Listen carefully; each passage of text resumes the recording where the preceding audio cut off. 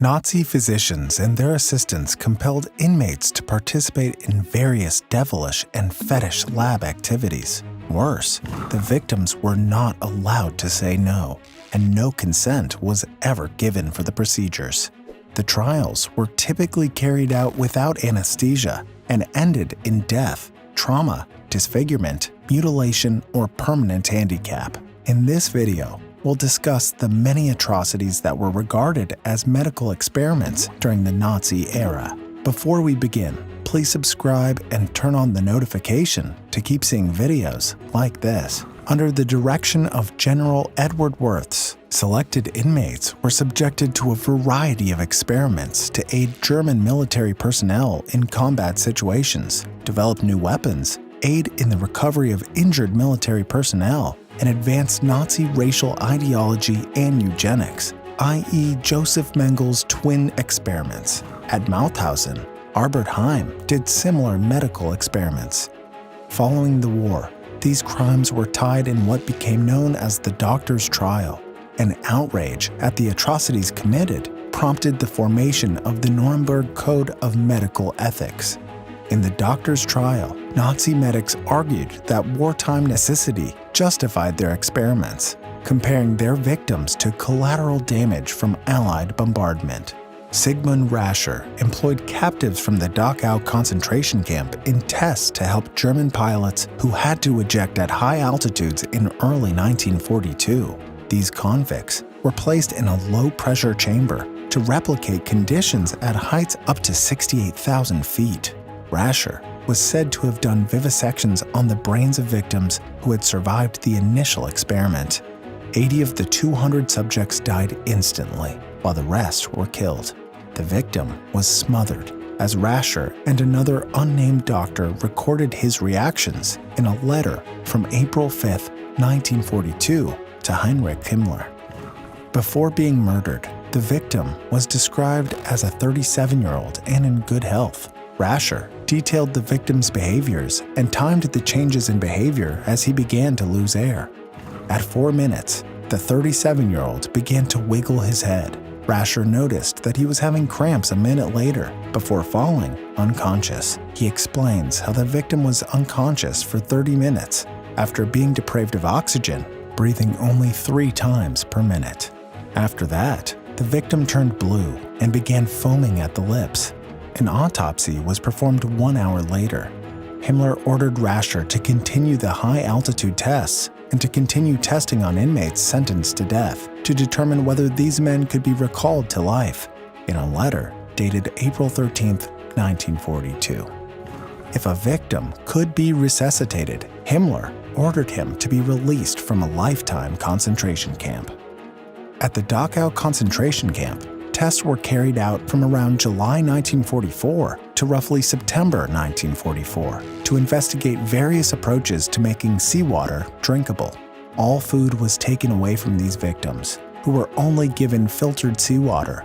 A group of about 90 Roma were severely injured when Haas Ebinger denied them food and provided them with nothing to drink but seawater. Others saw them licking just mopped floors to get drinkable water since they were dehydrated.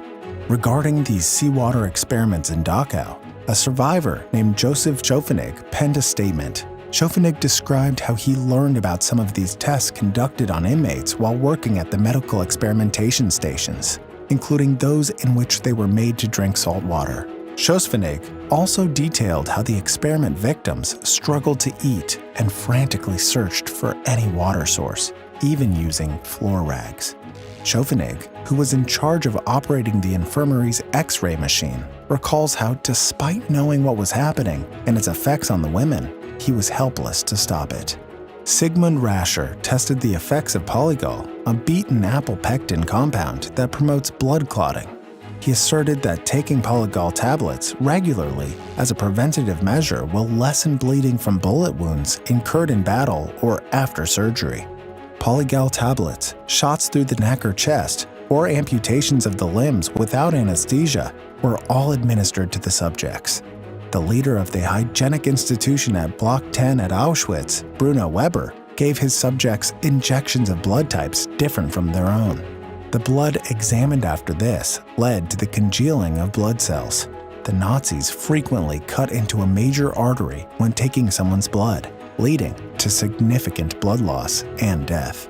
For the benefit of the German armed forces, studies in the Ravensbrück concentration camp were carried out from roughly September 1942 to roughly December 1943 to study bone, muscle, and nerve regeneration, as well as bone transplantation from one person to another. Patients were not given any anesthetic in these studies, as their bones, muscles, and nerves were removed. Many of the victims endured excruciating pain, mutilation, and long-term incapacity. Jadwiga Kamiska, a survivor, described how she underwent 2 operations at the Ravensbrück concentration camp in a deposition on August 12, 1946. Although she never claims to know the specifics of the procedures, she said that both times she had an operation on one of her legs, she was in excruciating pain and had a fever afterward, but received little to no post-surgical treatment. According to Kamiska, she was informed that she had undergone surgery merely because she was a young girl and a Polish patriot. She talks about how her leg continued to bleed pus for months following the surgeries.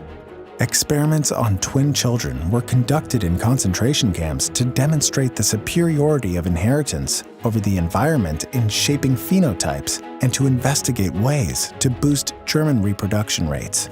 Joseph Mengele served as a primary experimenter and oversaw 1,500 sets of imprisoned twins from 1943 to 1944 at Auschwitz. Only 200 managed to survive. The twins were housed in barracks according to their sex and age in between trials that included amputations, illness infection, and dye injections to alter the color of the twins' eyes. He attempted to stitch identical twins together in another attempt, leading to gangrene and ultimately death. It was common practice to subject one twin to testing while keeping the other as a control. The second twin would be brought in and executed simultaneously if the first sibling perished during an experiment. Doctors would then compare the 2 bodies and examine the experiment's results. Mengele would dissect their bodies if the first twin lived. In another study, prisoners were left outside of the cold up to 6 degrees Celsius or 21 degrees Fahrenheit for several hours while completely naked.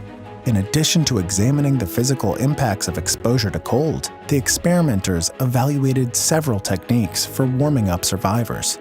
A witness later said several victims were placed into hot water to rewarm them. Beginning in August 1942, prisoners at Dachau concentration camp were ordered to endure spending up to 3 hours in freezing water tanks. In a letter from September 1942, Rascher discussed a Dachau experiment on extreme chilling in which subjects were submerged in cold water while donning fighter pilot costumes. Because the German soldiers were unprepared for the cold weather they experienced, experiments on freezing and hypothermia were carried out for the Nazi High Command to mimic the circumstances the armies endured on the Eastern Front.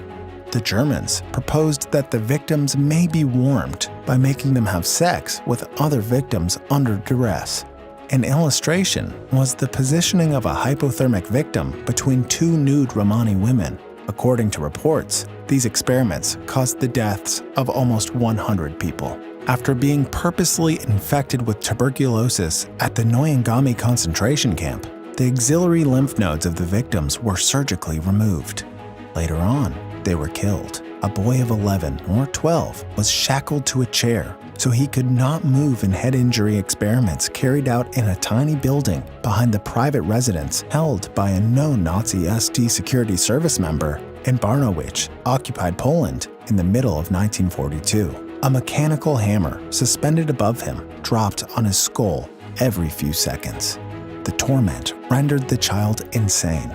Additionally, many inmates were subjected to injections that led to many diseases.